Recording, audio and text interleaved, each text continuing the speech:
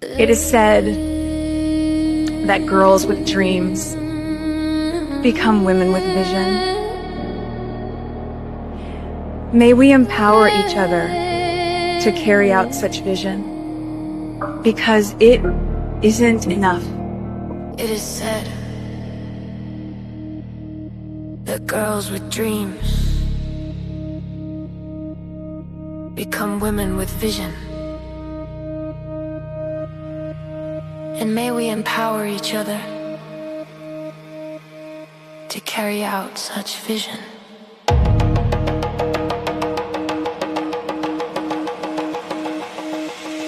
She was told to stay quiet, stay small in the crowd, but her heart kept whispering, you were born to be loud. Every doubt like a shadow, trying to dim her flame, but the fire in her spirit would not be tamed. They said the world is heavy, they said the climb is steep, but every step she's taking is rewriting history. This girl is no fire fading, no spark that the storm can bend. She's rising higher, blazing again and again and again. Stronger than every silence, braver than every wall. When women rise together, nothing can make us fall.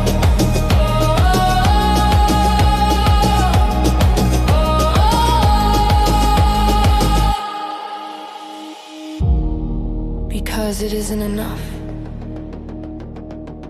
to simply talk about equality. One must believe in it. And it isn't enough to simply believe in it. One must work at it.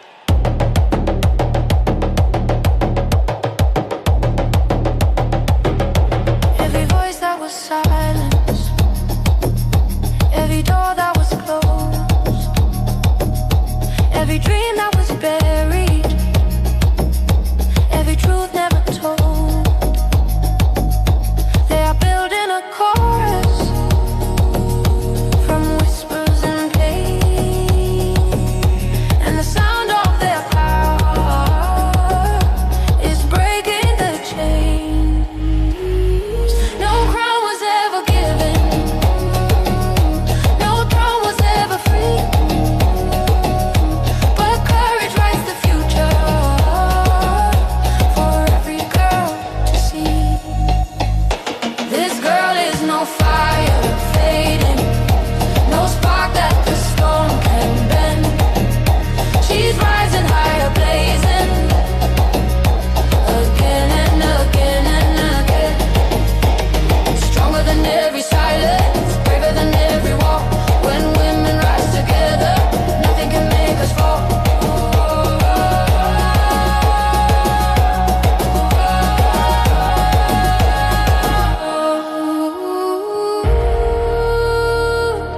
Hear the thunder of her wings.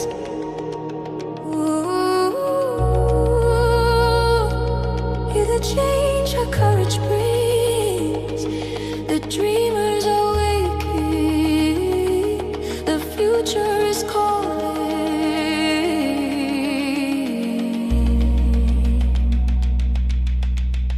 And every young girl now knows.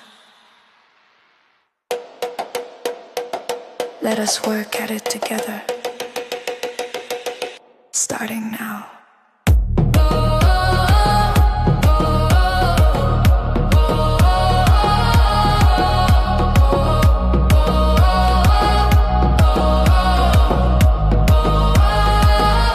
This girl is a fire rising, a light that the night can hide, 1,000 dreams igniting,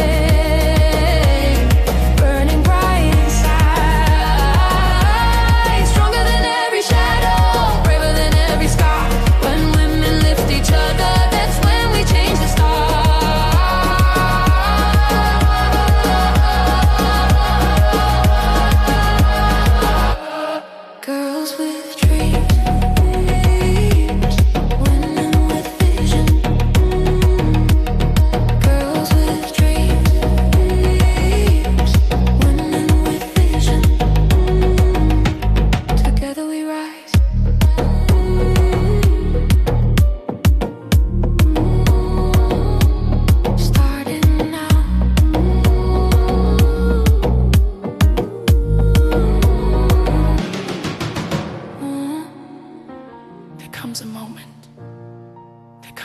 when the daughters of the world refuse to whisper any longer,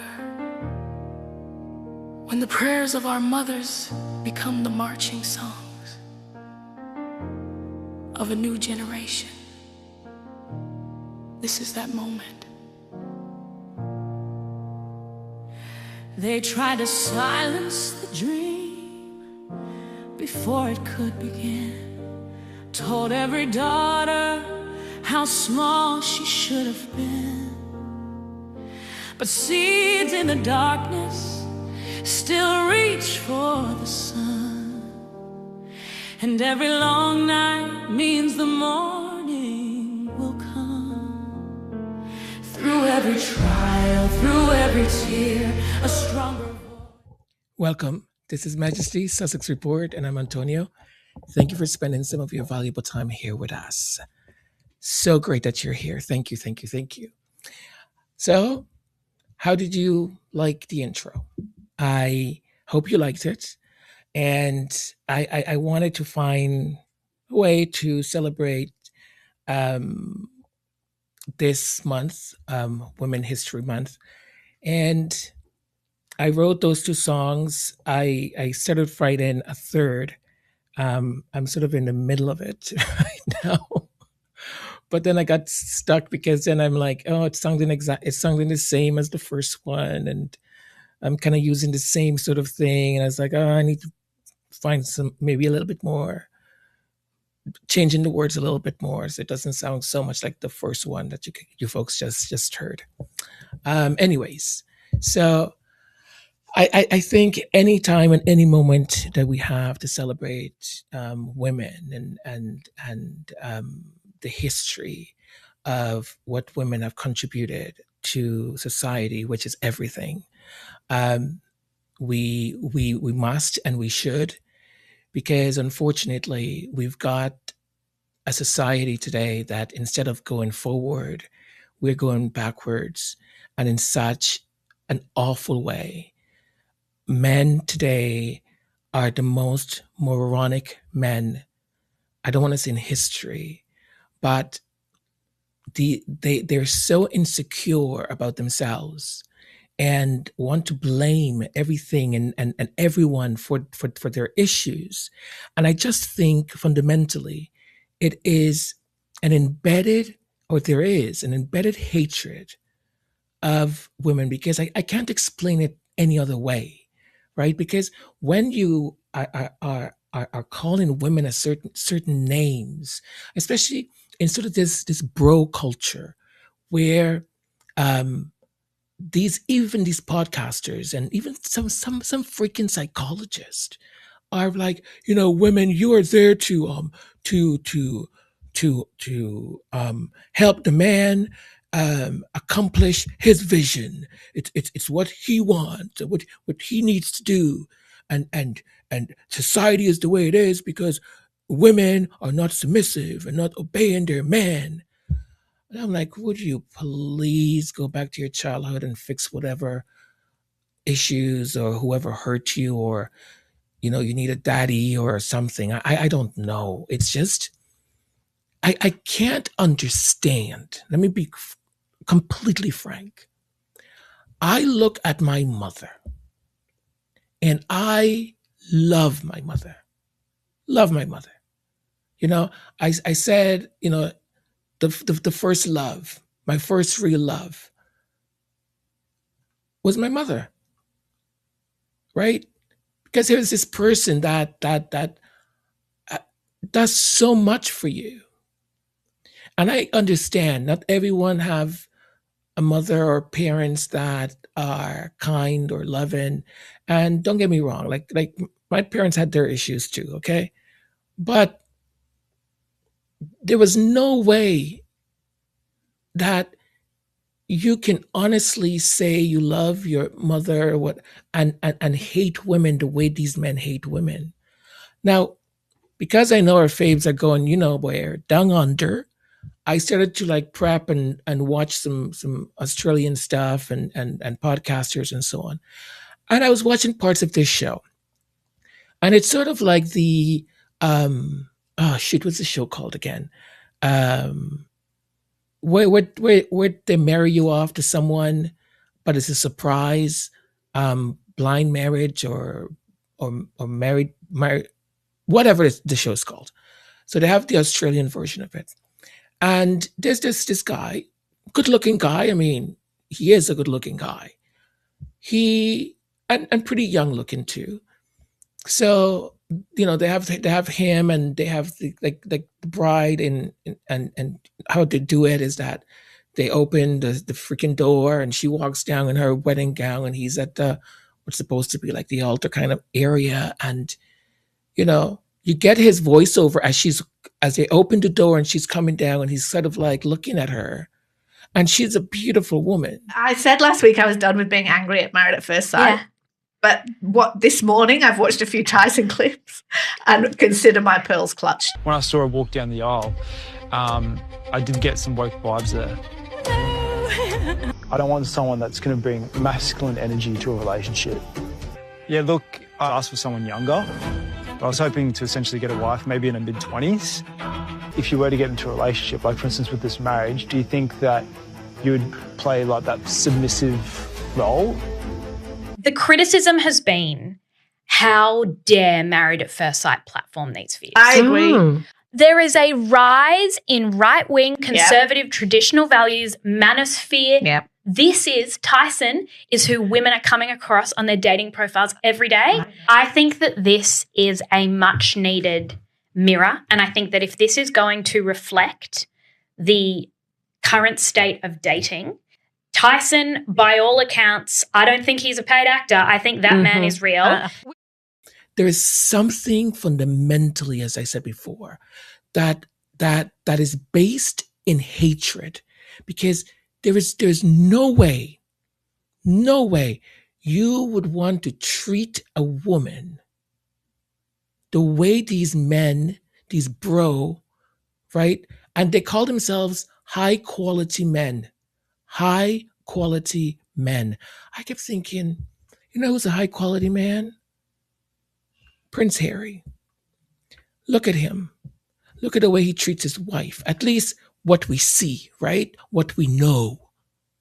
The way he treats his wife, the way he celebrates her, the way when he has any interviews or anything, he goes, my wife and I, my wife saved me. My wife helped me understand that. My wife, the mother of my children. And he's there to I don't want to say elevate her, but he's there to back her anytime she needs it. Now that is a man. And he's in touch with his femininity. It's not something that he's scared of. I find these men, and perhaps it's because when they were being raised or dragged across something, because they weren't raised properly, they were dragged up, I guess.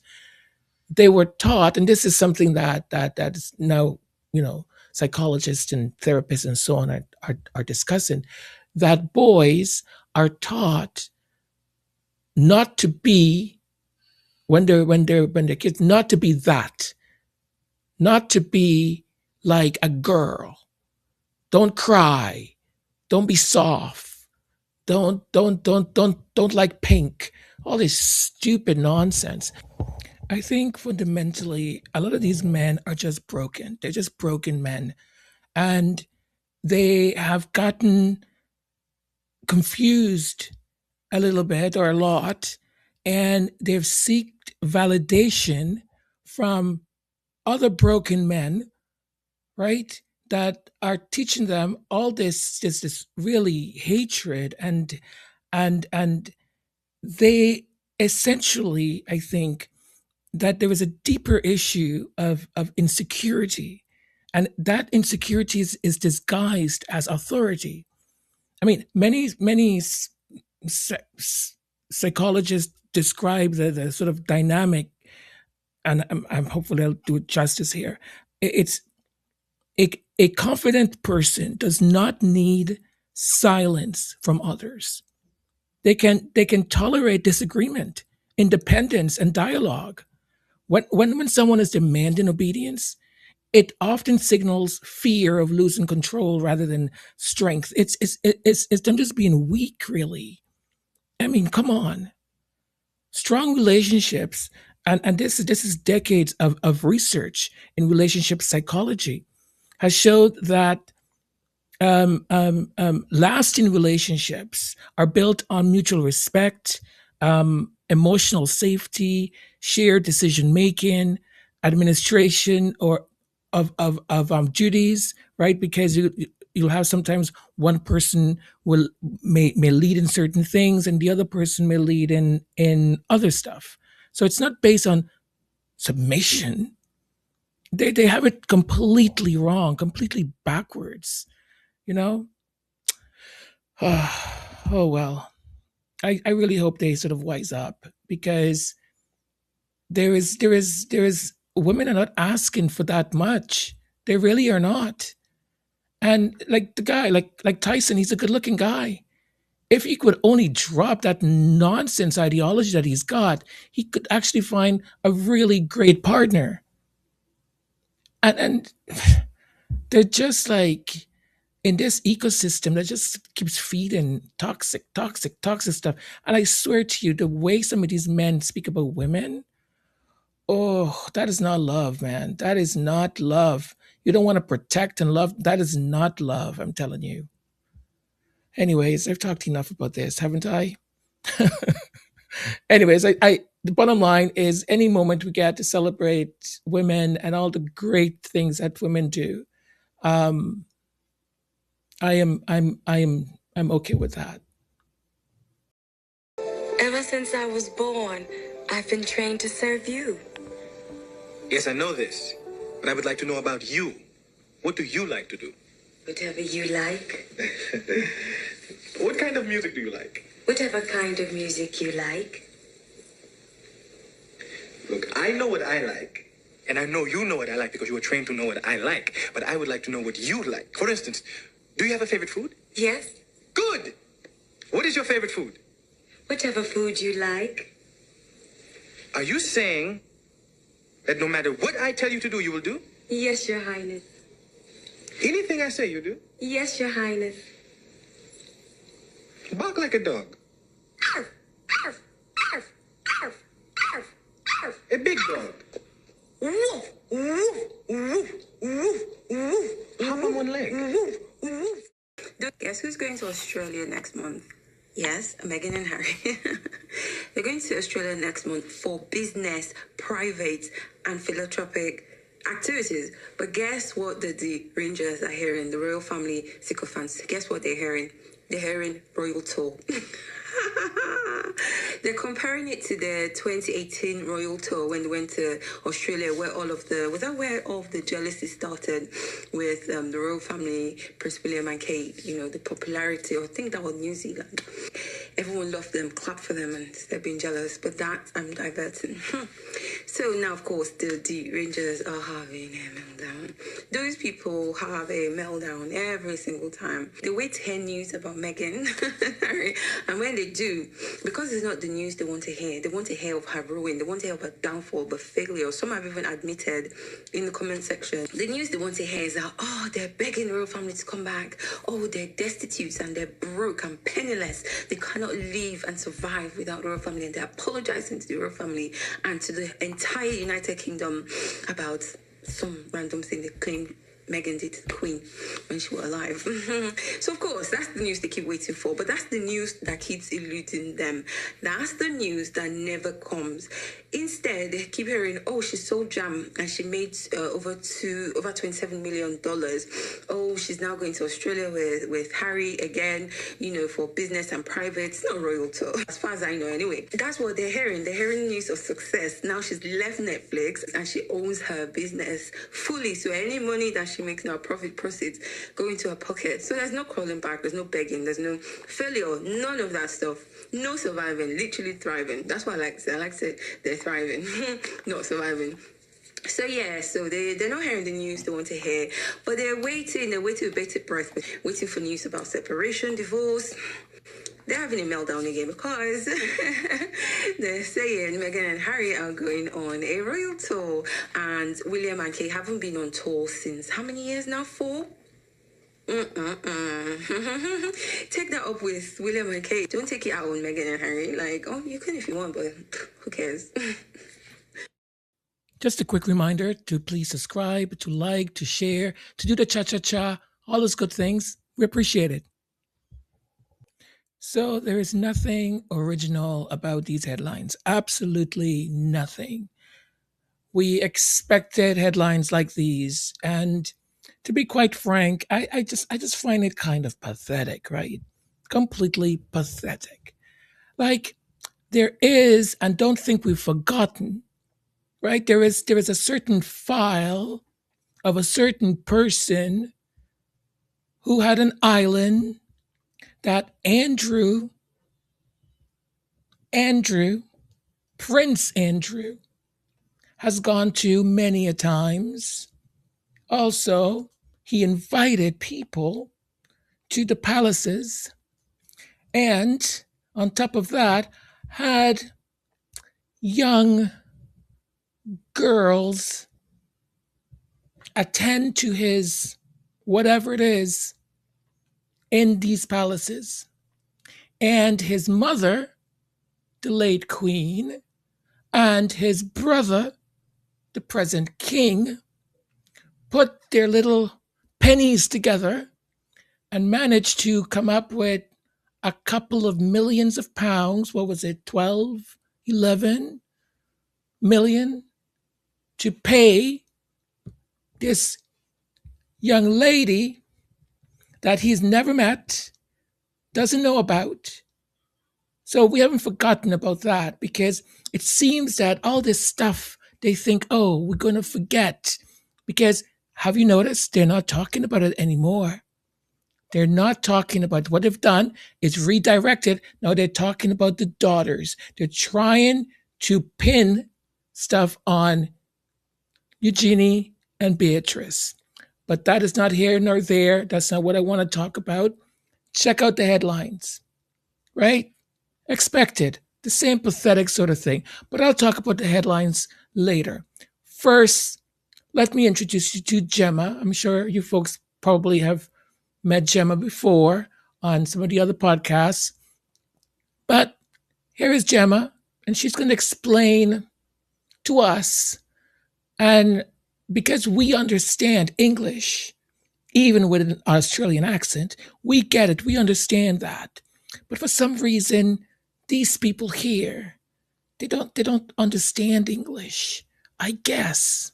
What she has endured, how she's risen above it, and how she has demonstrated how a woman can be pushed down and she can still rise. And that person is Meghan, Duchess of Sussex. And I can't believe I'm even saying those words. There's no one more shocked than me, because I know what you're all thinking, because I'm thinking the same thing, which is, how has Meghan, Duchess of Sussex, this incredible woman, gone from Oprah to talking on stage with just little old me, Gemma, in Sydney? So I'm going to explain how this has come about, because I think it's really important that you guys understand how this opportunity has come for our community. So I'm going to rewind a bit for a second here and give you some context. So I was at home I just arrived home on a Saturday afternoon. This is quite some time ago now. I think it was towards the end of last year, if my memory serves me right. And I had just arrived home from school sports, and you know what it's like. I had one school sport on one side of Sydney, the other one on the other side of Sydney, and it was that Saturday morning rush. I was in my sweats. I arrived home. I was carrying like 10 grocery bags. The kids were at me saying like, Mum, can I have a play date? Mum, can I have iPad time? Like, it was like that, you know, Saturday chaos, which I'm sure many of you are familiar with. And as I was dealing with all of these many requests, I got a text message from one of my dearest friends called Marcus. Now, Marcus and I have been friends for a very, very long time, and I've always been so grateful to be his friend. He's one of those people that is just like the most loyal, the most caring and compassionate. He's just the loveliest human, and I've always felt so lucky to be his friend, because I think your friends kind of are a reflection of you. And so he and I have had a long history together in life, and, you know, we speak often. So it's not unusual for him to text me. We text all the time he lives overseas, so, you know, it's often at random times of the day. Anyway, on this occasion, Marcus messaged me because he was at Meghan's house, Meghan, Duchess of Sussex, to be clear here.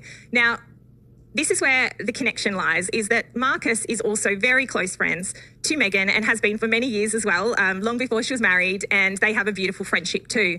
And I guess that's probably one of the things that I've always felt about Meghan, and whenever I've read stories, etc., is I felt slightly protective, I guess, because I know that my friend Marcus is the bee's knees. Like, he is a top-notch human, and he's the first person to be there if you need something, or check on you if you're not, maybe going through something that's hard. He's just divine. And so I knew that always that Marcus wouldn't be so close or best friends with someone who wasn't also the same, because I believe, as I said, that, friends are an extension of you and they reflect who you are as a person and how you behave as a person. So I always found it really hard when I was reading at times over the years negative things about Meghan, and you don't have to agree with me on that. I guess I felt it didn't seem fair, is probably the way I'd phrase it. And I know I spoke about this in the podcast, I think it was last year actually, where I said, when did we feel like it's so okay to be so negative or shit can someone so much? And I've always felt like that's not kind, and it's not how we should be treating people. And at the end of the day, she's not hurt anyone. She's married the love of her life. She's a mum. She's got 2 beautiful little kids, and she has had to endure an awful lot. And so I know through Marcus what an amazing human she is. And, I've always really admired her for her charity work and how she has dedicated herself to doing really good deeds in the world and in the community, and how she's endured a lot, as I said, and really risen above that. I have so much respect for that and fascination in terms of what that must have been like. So going back to the Saturday morning sport, I'm at home here in the lounge room, and Marcus messages me telling me that he's at Meghan's house and that he was talking about me. He's always said that we would get along really well, and he's always wanted us to try and connect over the years, but it's just obviously never happened. And he just happened to say to me, look, I just wanted to say, if Meghan was ever going to come to Australia, I'd love you guys to try and connect, and I'd love you guys to try and do something for your community, because Marcus is a big supporter of what we've been trying to build with this community. And in fact, he even came to our Gwyneth event that we did in Sydney. He was in town at the time, and he was a huge supporter of that. So it was very generous and kind of him to suggest such a thing to Meghan. But at the time, I thought, wow, like, gosh, that's so lovely. But I also thought, oh, nothing's probably ever going to come of it. Of course, I responded and said, that's so nice. I'm so chuffed. Of course, I would love to meet Meghan if she's ever in Australia in the future. And of course, we would love to do something with her for the community. And, please stay in touch. Feel free to pass on my details. And so lo and behold, guys, a few months later, I did get contacted by one of Meghan's team, and she was just so divine. And in fact, all my dealings with Meghan's team have been so lovely. They are just the loveliest people, and basically said, yeah, like, we're actually coming to Australia, and Meghan was wondering if you want to do anything with her for your community, just like let us know, we'd be happy to. So as you can imagine, this is around the point that I was like, what the actual fuck? Like, is this actually for real? Or is someone playing a prank on me? And I'm going to answer probably something that I think would feel fairly obvious, which would be like, oh, it must be costing you a fortune to have Meghan come to your event. No, guys, I think you all know, the community knows, that I don't have that money, guys. That's not on the cards for me. But what I will say is I feel so flattered that she's effectively doing this as a favour because of our mutual friend, and she's doing it because she really loves what our community is about, which is women trying to grow, try to be their best selves, and trying to help other women. And so that is literally how this whole situation has happened. And I feel really excited because I did go through a period, I will admit, that I actually almost said no. And I actually spoke to Jackie about it. This was a few months ago now. And I tried to beg her to come and do it, or I tried to beg her to come and take over the event. And she was adamant, and she said, no, Gemma, you need to do this yourself. This is meant to be for you. And she said, I know you don't want to do it, and I know you're nervous because you're very private and you hate doing things. You like having career things happening behind the scenes, but you hate being front and center, which I think you guys know. So, I'm going from trying to be private to now it could not be any more front and center. And I think that's why for a good period of time there, I actually didn't take them up on the offer, because I felt like I don't deserve this. Like, I'm just like Gemma, I'm just a mum, and I just happen to do a passion project of helping women connect with other women. So I almost did, turn it down, and it took me a lot of reflection. And at the end of the day, I feel like this community deserves it. If you're interested in coming, terrific. If it's not for you, absolutely okay. There will be more events that we're already working on that are not for as long, or maybe just for a few hours. There's lots of big ideas that we have coming up later in the year. But for this event, I'm really chuffed that we're all going to be in it together. It's a very small event for 300 women for the weekend. So it's going to be a fireside chat with Meghan and I on stage, hopefully a small stage, because the thought of that overwhelms me anyway. And it's really going to be an opportunity for us to come together as a community, for those who can make it and want to make it, to, share stories and have fun and, find the joy that we always talk about. I just want to highlight that I did think about doing it as a big guest speaker event at a theatre with several thousand people. And I guess the reason why I decided not to do that is because what I've observed is how much we as women are busy, and we're sometimes wearing many hats and we're juggling many roles. We're trying to be good mums, we're trying to be good partners, we're trying to be good work colleagues. And I feel like sometimes we don't give back to ourselves. And that's probably one of the things I've noticed the most on doing these events is how much every woman is beaming with a huge smile on their face. And so that's why I decided ultimately to do it as a weekend retreat, because I feel like we can create meaningful connections and it's an opportunity for people to make new friends or to share stories. So I just want to encourage you to come. Whether you are coming by yourself, that's absolutely fine. Or if you want to grab your bestie and come with your bestie, or if you want to grab a whole heap of besties and come for the weekend, we would love to have you.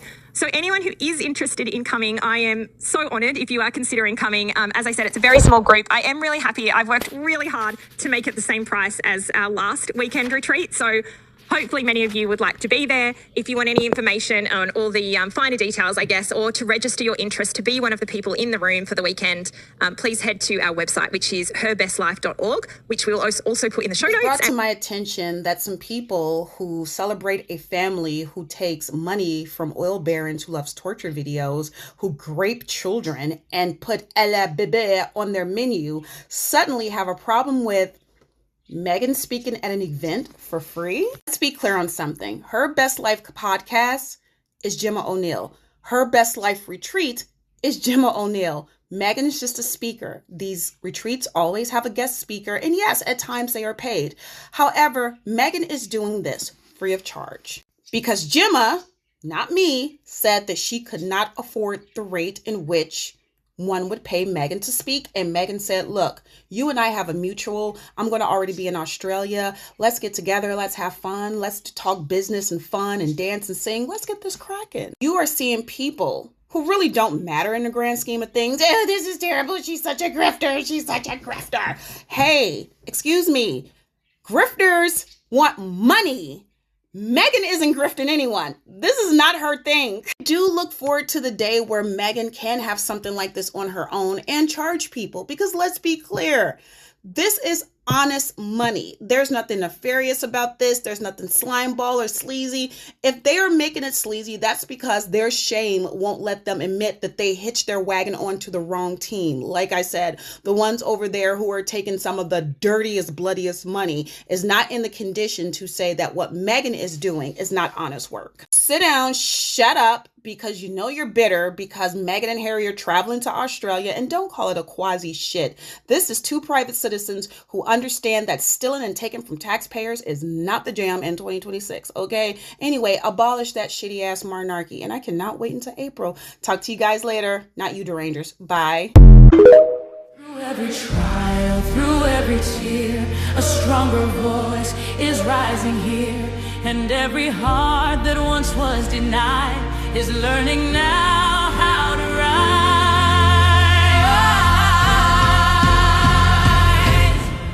Rise up. Let the whole world see the power of every woman free. Stand up. Let the truth be known. The future is the seeds we've sown. Well, there's nothing left for me to say. Erica said it all. Thank you, Erica. Couldn't agree more with you.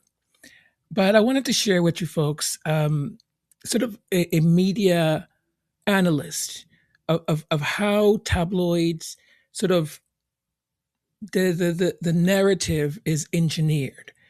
There is an actual formula used to manufacture outrage. So, excuse me. So nothing that you see there is actually random. Every word is carefully selected, right? It's remarkable because there's consistent linguistic patterns that the tabloids and these sort of news media people use. And this is across publications like the Daily Fail, News.com Australia, Sky News Australia, and others in sort of the orbit of the Rupert Murdoch publication media empire, allegedly. So Meghan's coverage repeatedly follows this specific structure. So they use emotional trigger word plus financial number plus ridicule framing. So let's break it down. So if you look at example number 1, painful truth about Harry Meghan's Australia tour. This headline contains a classic tabloid device called prejudgment framing. Before the reader even sees the article, the headline tells them what to feel. Painful truth.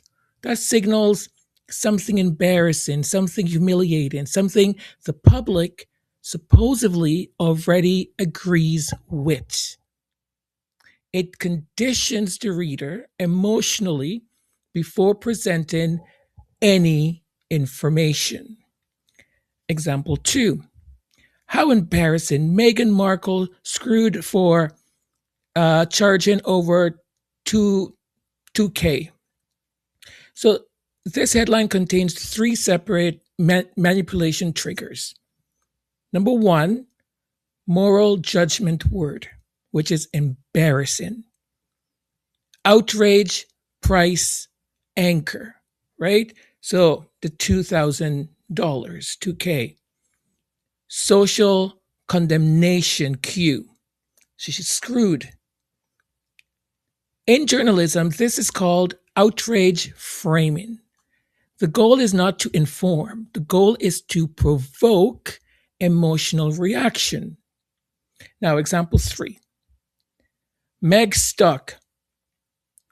Meghan to headline £1,400 girls weekend.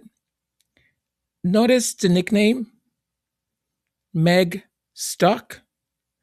This is, in many ways, diminishing language, right? It attempts to trivialize the event by turning it into a joke or a spectacle. The same tactic was used historically by tabloids when covering, Sarah Ferguson, which explains why they now attempt to make that comparison between Meghan and Sarah Ferguson. Next example. She's basically Fergie now. This is what media researchers call narrative transfer. So rather than describe Meghan on her own terms, the media imports an existing tabloid character archetype and applies it to her. So the message becomes, see, she's just like the other scandal or scandalous character or scandalous figure that you remember. It saves the journalist, so-called journalist, from having to prove anything because of association. Now, the number trick. One of the most revealing details is how often these headlines contain precise money figures, right?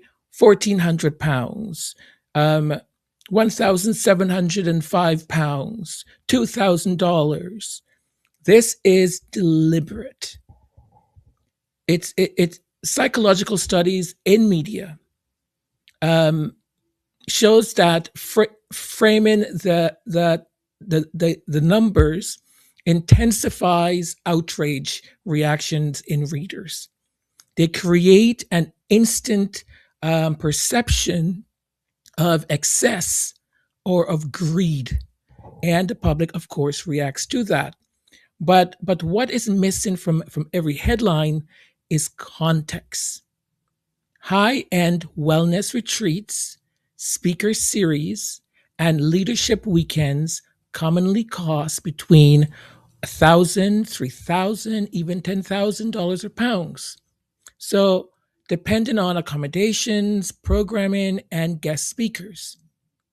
And according to the organizer, right, Gemma herself, from her Best Life podcast, Meghan is not being paid for this appearance. Yet, that sort of crucial fact disappears. They don't mention it. They're not going to correct it. They're not going to make or issue sort of like a correction. Oh, we made a mistake. So the media outlets in the Murdoch ecosystem, particularly Sky News Australia and news.com.au, they operate heavily on engagement-driven revenue models. So the formula is simple. The formula is outrage, comments, shares, advertising revenue. And Meghan Sussex is one of the most reliable drivers of online engagement in the royal media ecosystem. That is a fact. In other words, the controversy is not accidental. It is profitable. Profitable. So, I mean, here's sort of the irony of it all. These outlets constantly claim the public is tired of Meghan. She is irrelevant. Nobody cares about her projects. Yet, they publish hundreds of articles about her every single day. Right? I mean, within the year, but every single day, they publish articles about her because the data tells them something different. The data tells them that readers click when they see her name, readers comment, readers argue, and that attention is currency, my friends. So strip away the emotional language and the manufactured outrage. And the underlying story is very simple. A globally recognized public figure has been invited to speak at a wellness event in Australia. This is not a scandal. That is what happens to influential people across industries every single day. But the tabloids ecosystem cannot allow a normal story to remain normal. So the machine goes to work. Inflate the numbers, add ridicule, attach a familiar villain to the narrative, and release the headline into the outrage economy. This is what these people do. This is what they do. If you're wondering why our society is the way it is, social media, these media barons, and these so-called journalists, reporters, they manufacture outrage. And that outrage has cost people their lives.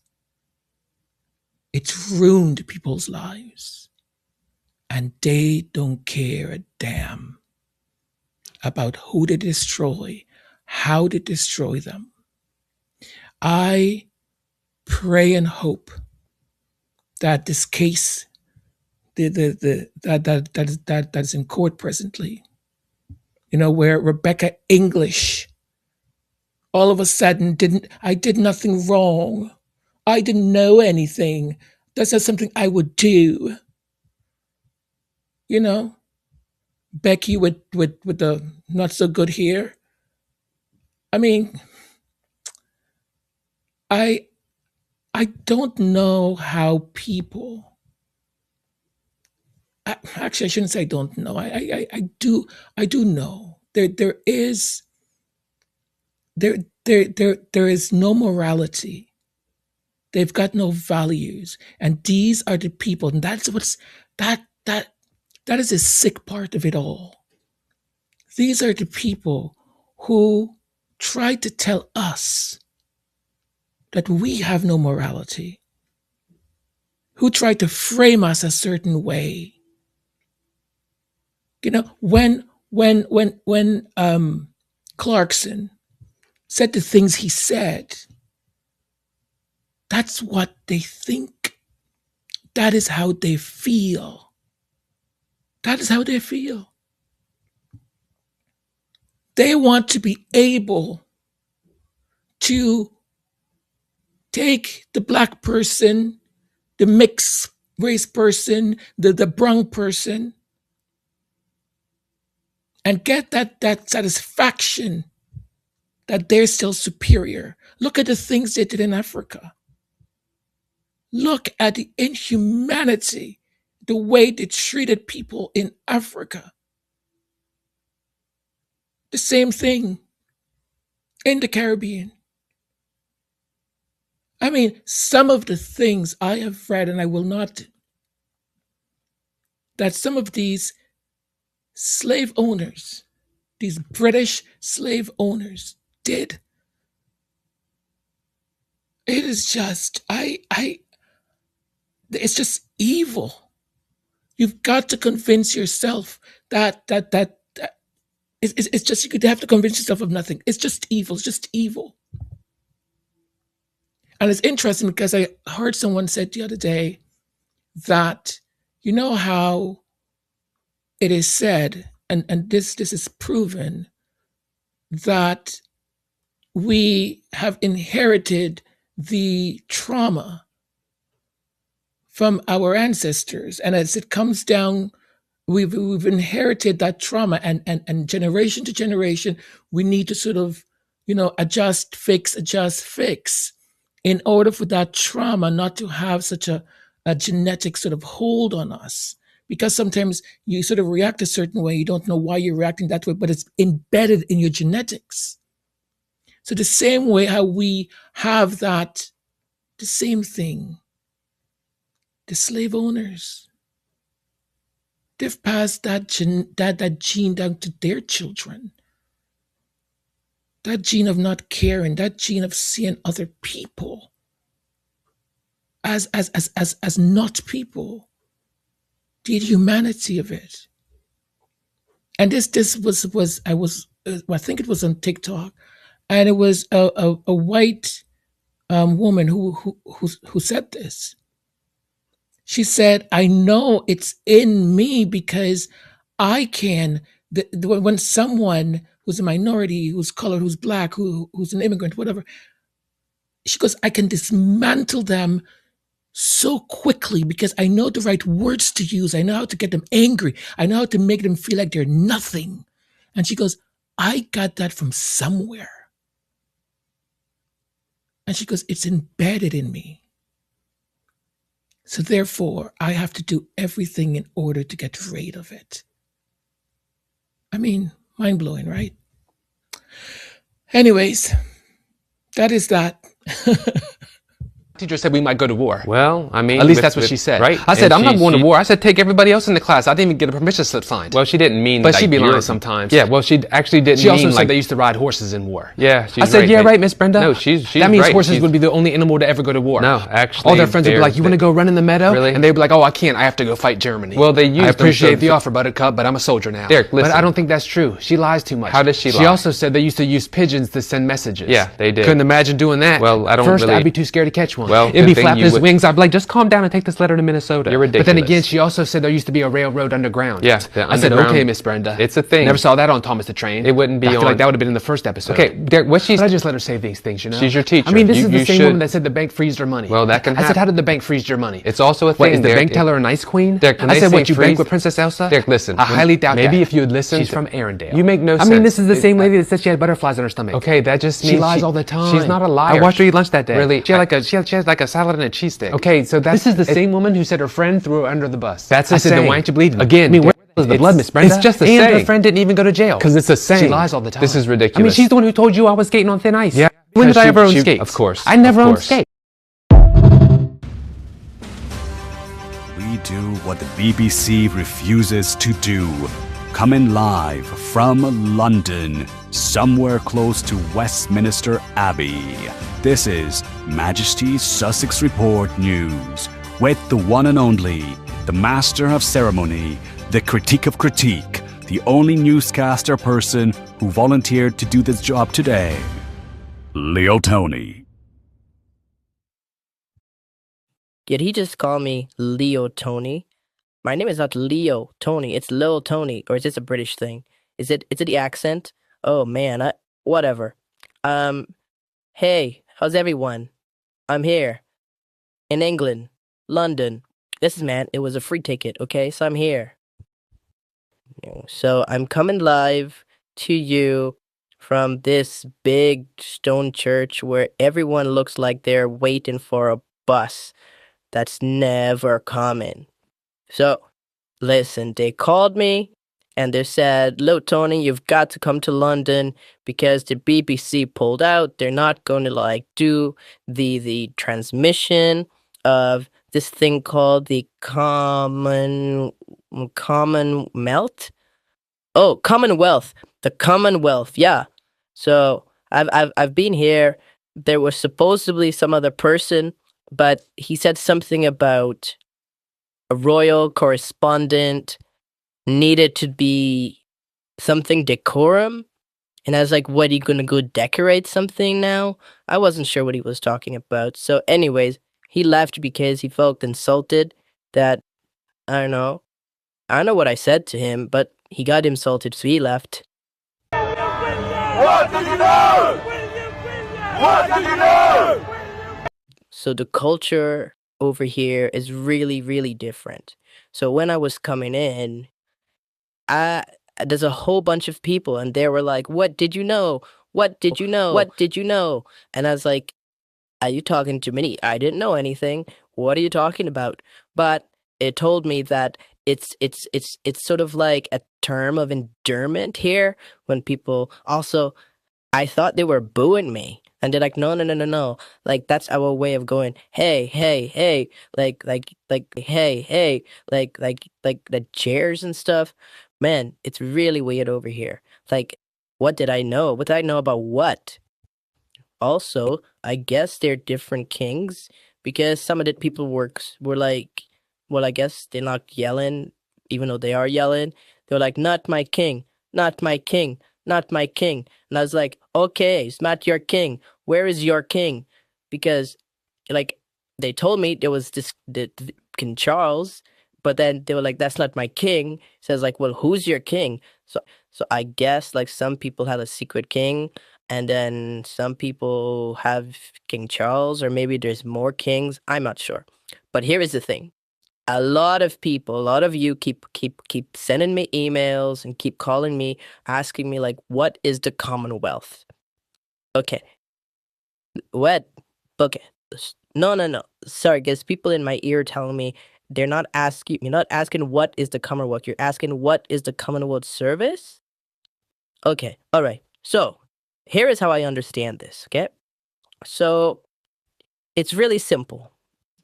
It's basically a massive group chat of countries that used to belong to this tiny, rainy island back when colonizing was their vibe, right? Where, like, it was the thing to do, to go to other places, colonize them and stuff. So so you get it, right? So here is how the hustle worked. So this is history, people. A long, long time ago, this country, the United Kingdom, went around the world like they were shopping at a 24-hour convenience store, but forgot their wallet because it didn't pay for anything.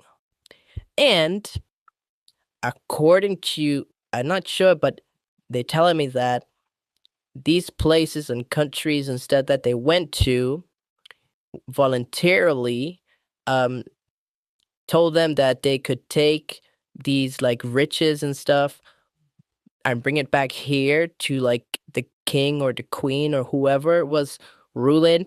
Like, the people were so happy to just give up their like wealth and rubies and sugar cane and farmland and everything, and it was amazing. It was like, yeah. So that was bad then, but now they kind of broke up, right? Like they broke up, but these same islands and countries voluntarily decided to join this club called the Commonwealth. So let me explain it. It's like this. It's like you break up with someone, right? But you kind of like Netflix. So they tell you they will share their password of Netflix with you if you like hang out with them once in a while. So that's what this is about. And this is important.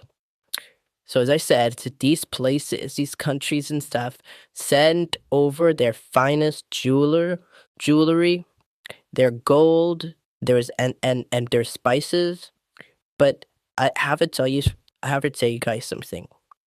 So I think what they did with the spices is that they put it in a museum. Because like on the way here, like from the airport, I was really hungry. So I was like, you guys need to feed me, right? I'm just a baby after all. So, you know what they gave me? They gave me like unseasoned beans on toast. Like, who eats that? Unseasoned beans on toast? I mean, is this like a power move or something? I'm not sure, but I swear to you, the countries that send them spices, I think they kind of look the spices up in a museum. Okay, I was just informed that the royals are approaching, and oh wow, that's pretty cool. I guess they blocked off the streets and stuff for them. Oh well. Okay, here they come. I must say I got a bit of a sneak peek of what the fashions and what they're wearing and stuff. And I'll tell you, sometimes I think they look like a box of crayons sometimes. Okay, let me see what Camilla, if she's still wearing the same thing. Yep, she's still wearing the same thing. I guess she's rocking that red dress and the red hat. She looks like a fire hydrant that just inherited like a castle or something. I mean, the coordination is crazy. It's given. Let me think. It's given like I'm here to stop the traffic. Maybe, yeah, yeah. That's what it looks like.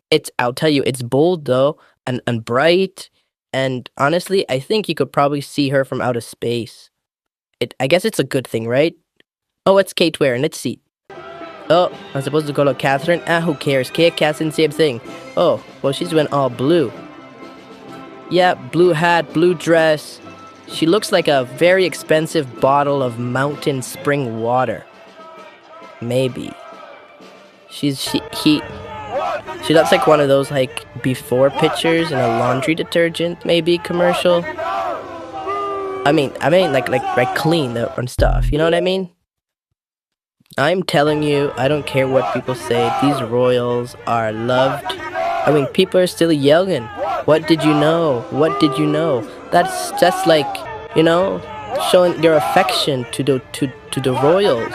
And someone said parasite. I'm not sure how that translates like in normal English, but I'm sure it's like something really nice, right? I'm sure it's really nice. And I guess I have to sign off now because my time is up. They're gonna cut the satellite. I got an invitation from this Andrew Prince person. I don't think I'm gonna go. I think if it's gonna jump on my plane and go back home, yeah, something gives me the EBGB creepies about that person. So, anyways, thank you. And bye, everybody. Are you talking to me? I didn't know it.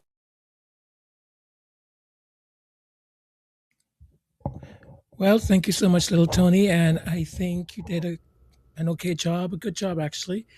And it's a good thing you didn't accept that invitation. That's kind of weird. Good for you, though. Good thinking there, buddy. Anyways, so as we close up today's episode, Prince Harry while they're in Australia, is going to be heading to Melbourne. He's been invited to speak or be one of the speakers at the Inter-Edge Summit 2026, which deals with psychosocial workplace safety and all of that. He will be speaking, of course, about mental health, which is absolutely fantastic. So they're going to have a busy schedule there, and we can only pray and hope that everything goes well. Look, we can only control what we can control. The Rangers are going to, say the things the Rangers say. The UK media is going to say what they usually say, and the press controlled by Murdoch in Australia is going to say what they need to say. What we do know is that the Duke and Duchess of Sussex are going to be there to do good, right? And may our prayers protect them, and make sure they get there safely, do what they need to do, and get back home safely. And also, Invictus Games, Invictus Australia, they are going to be bidding to have the games once again in Australia, I think for 2030 something or something like that. So a very jam-packed schedule. It's going to be good. Well, thank you so much for spending this time here with me, with us. So appreciate it. Thank you. If you're new around here, please do subscribe. And to all the people that continuously support this channel, support me, I love you. I appreciate you. Thank you so very much for your comments, for your likes, for your sharing, for your buy me a coffee, for everything. For our royal members, I love you folks so very much. Thank you. Just quick little note before we go. Fu An, I haven't seen Fu An for a while now in the chats or anything like that. Fu An, I'm sending you lots of love. I hope everything is okay, and I will certainly, for all of us, if we can say a prayer for Fu An, make sure that she is okay, and just whenever you back Fu An, just leave us a message in the comment section, because I've noticed I haven't seen you in a while in the comment section. So just want to make sure everything is all right. Sending you lots of love, and to all of you, thank you so very much. I love you. Be kind to yourselves, okay? Be kind to your loved ones, and to that stranger crossing your path. Be kind to them too. You never know. Until we speak again. Love you all. God bless. Bye for now. Mwah. When the daughters of the world refuse to whisper any longer. When the prayers of our mothers become the marching songs of a new generation. This is that moment. They tried to silence the dream before it could begin. Told every daughter how small she should have been. But seeds in the darkness still reach for the sun. And every long night means the morning will come. Through every trial, through every tear, a stronger voice is rising here. And every heart that once was denied is learning now how to rise.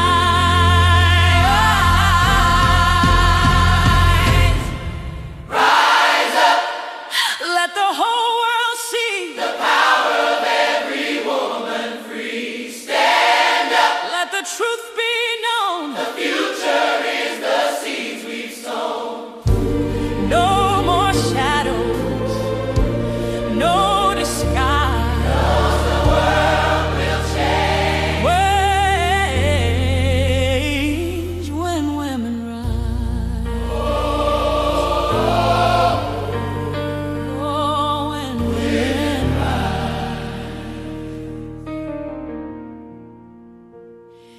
From village roads to city streets, from whispered prayers to fearless beats, girls with dreams and fire inside, turning the tide of history's tide.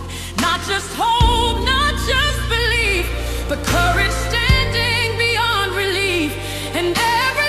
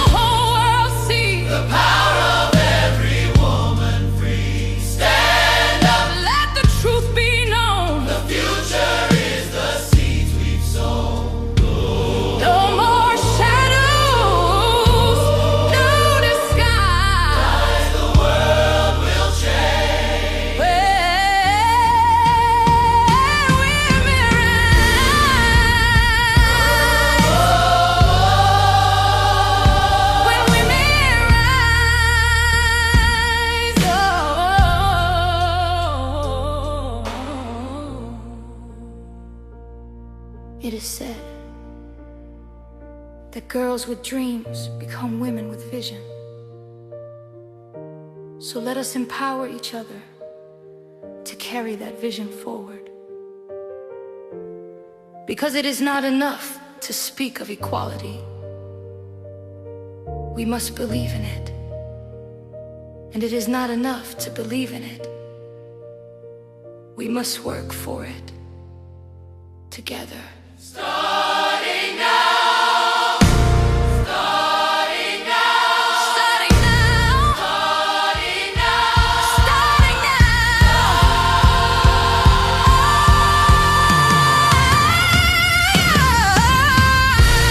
Rise up. Let the mountains hear the voices carried through the years. Stand up. Let the future see the strength of every daughter free. Through the fire, through the fight, we carry hope, we carry light. The world will change. Oh, born women rise. When women rise.